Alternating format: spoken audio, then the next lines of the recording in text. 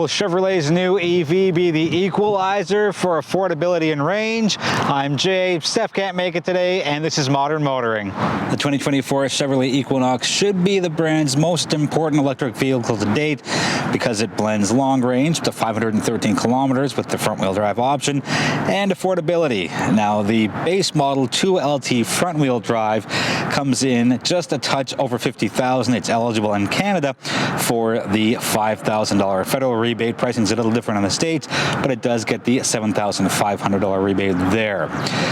Affordability and longer range for that matter, is pretty important. And not that we're anywhere close to hitting peak EV at the moment, but there's an affordability issue with EVs right now. But Chevrolet's done a pretty good job here. So what we have here is something that is, quote unquote, affordable, depending on what your version of affordable is. The range of up to 513 kilometers is similar to what we have in a few of the traditional internal combustion engine vehicles. Here's an open-ended question for you to ponder throughout the video, and that is, how different could life have been in the automotive world if they didn't kill the EV1? Yes, it came out in the late 90s, and depending on who you ask, what you believe, there's a variety of reasons why the EV1 didn't make it. But we're here in 2024, and Chevrolet's gone all in on the EV side, GM as a brand for that matter. So we're here now, and we have something, again, that is relatively affordable, has respectable range. Even with the all-wheel drive trim, it's not that big of a dip. I think it's just in and around 50-ish kilometers less if you opt for their all-wheel drive. But back to this being the first edition based, again, off the 2RS. Let's see what it's all about. Let's see how well it's decked out, and let's see if it has what it takes to compete in the very competitive EV market. Let's start off with some numbers. So it's an 85 kilowatt per hour battery, and that's what you get regardless if you opt for front-wheel drive or all-wheel drive. Now, the range is 513 kilometers on the front-wheel drive version. That dips to 459 if you go for the all-wheel drive version. Let's talk power. So front-wheel drive gets 213 horsepower, 236 pound-feet of torque. Opt for the all-wheel drive, which is what Chevrolet calls their all-wheel drive, and that bumps up to 288 horsepower, 333 pound-feet of torque. Charging speeds are up to 150 kilowatts.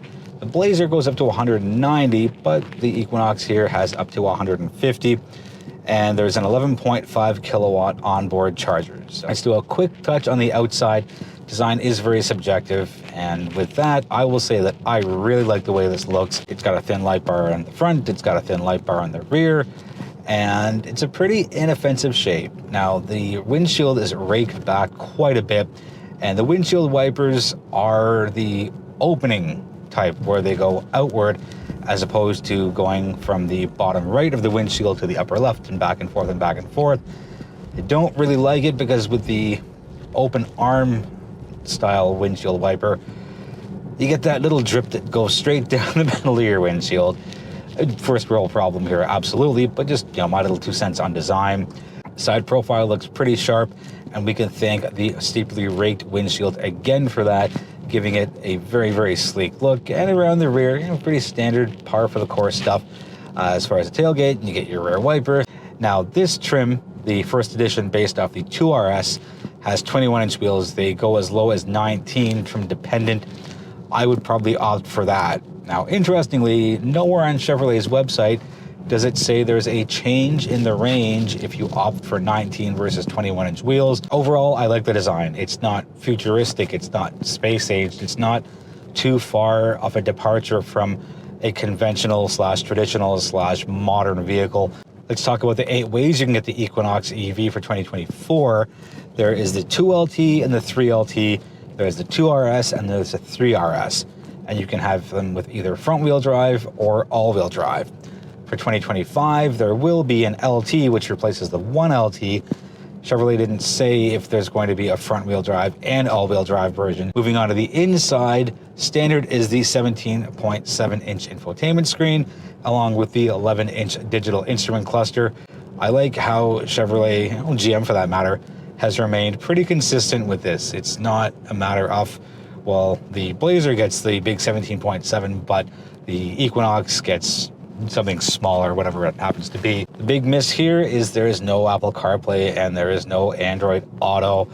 Chevrolet has opted to go their own way as far as what they want to do for connectivity, and there's the Google built in, and it works fairly well. I understand why Chevrolet did this. I just wish they wouldn't have done it, and hopefully they'll make a comeback to Android Auto and Apple CarPlay. Similarly to the Blazer and other Chevrolet GM products, the infotainment system is pretty easy to use, not a lot of digging. This one, the way it's set up now, only has one swipe to the left, one swipe to the right. So everything is within 2 screens as far as your initial menus go. There's a fixed bar at the bottom for some of your HVAC controls, and there are physical buttons at the bottom, as well as a couple of dials, one for temperature, one for fan speed. And there is a nice big volume dial in between the infotainment system and the instrument cluster. Instrument cluster, if you've seen anything we've done before on recent GM products, it is a very familiar screen, very familiar setup. I think it's actually identical to the Blazer as far as layout goes. You can customize it a few different ways, but the bottom line is you can get all of your information pretty easily through the hole in the steering wheel. Now, speaking of the steering wheel, the way this has been spec'd is with the optional GM Super Cruise, which I think is an absolutely wonderful system. It's always done me right. I've had no issues with it at all, and I'm happy that they've done it. It is an extra charge if you want it, and depending on what kind of driving you do, how much highway driving you do, it could be very well worth the investment. I would get it. I do about, and I'd say 50-50 as far as city driving and highway driving. A bit of an omission here, and what explains why it's so dark behind me, is the sunroof on all trims, whether it's all-wheel drive or front-wheel drive, is optional. I would absolutely encourage people to strongly consider that if you have rear passengers often. It gets pretty dark back there, and you can see through the beginning part of the video where I'm sitting in the front seat just how dark it is. Plus you can see through this specific camera angle, again, just how dark it is back there. Standard features include a heated steering wheel, heated driver's seat, heated front passenger seat, 6-speaker audio, 8 years of OnStar, a multi-view camera, which is pretty nice.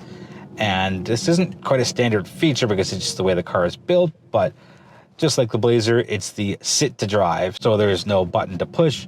There's nowhere you've got to specifically put your key fob. You just sit down, the sensor says, oh, there's somebody in the driver's seat. And I believe it's over 75 pounds. I know that the Volvo ones are 75. I feel this is similar.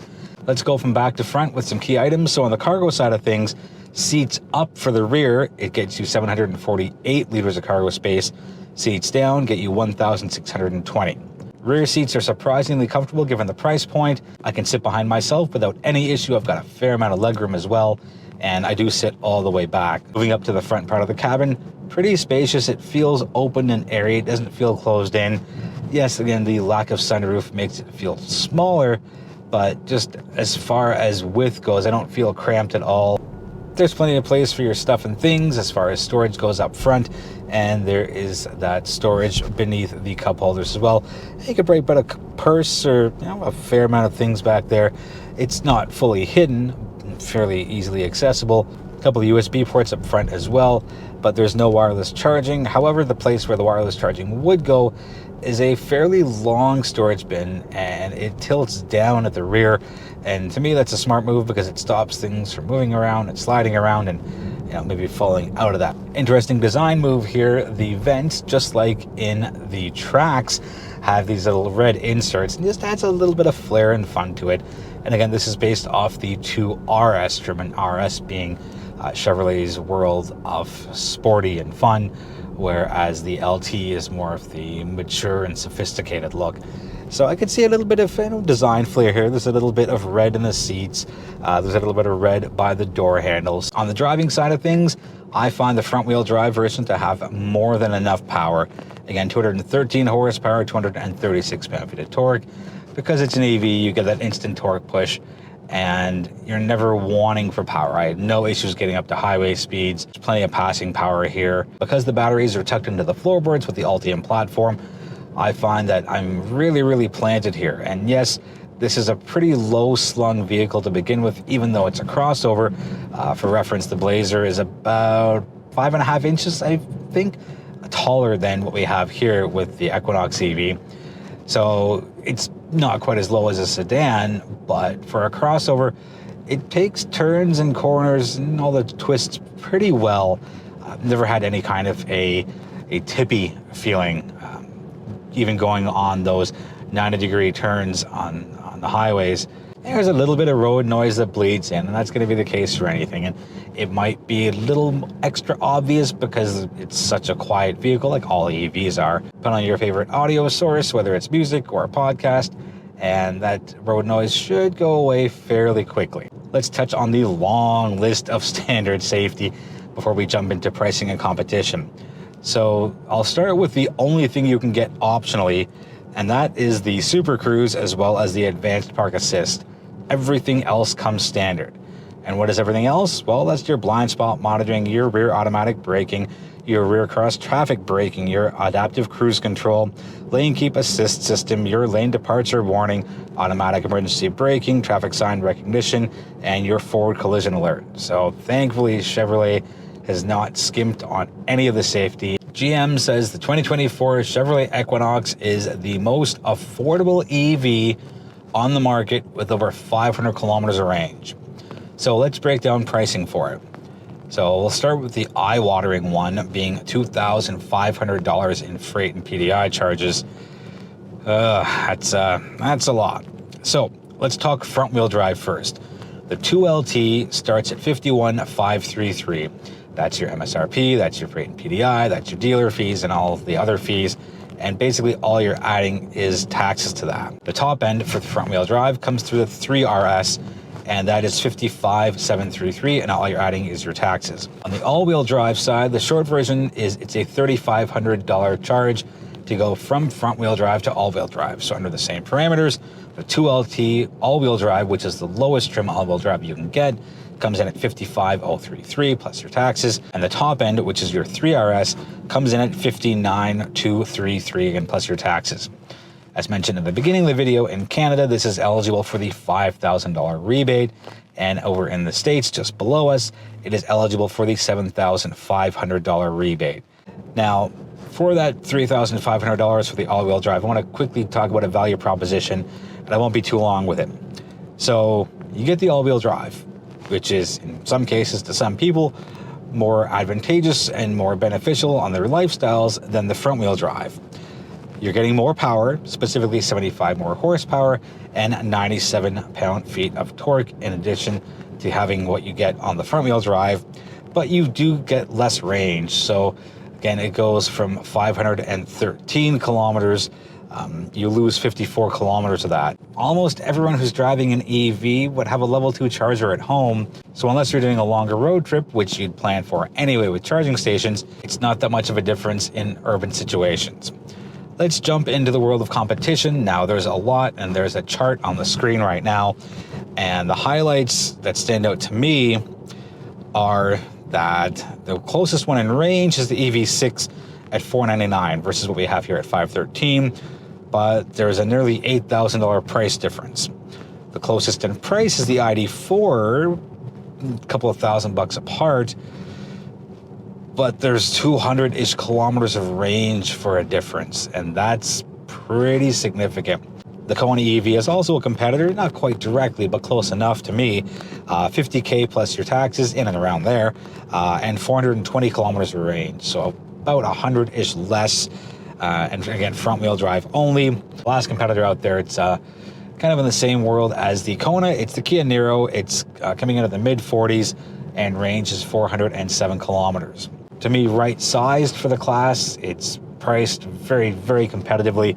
And again, you throw in that rebate as well. And the range being over 500 helps bridge the gap between people who say, well, I want an EV that has similar range to my internal combustion engine. And well, 513 is a little on the lower side, doing a direct comparison with the internal combustion side, but it's pretty high given the rest of the crop here. That's going to wrap it up for the 2024 Chevrolet Equinox EV.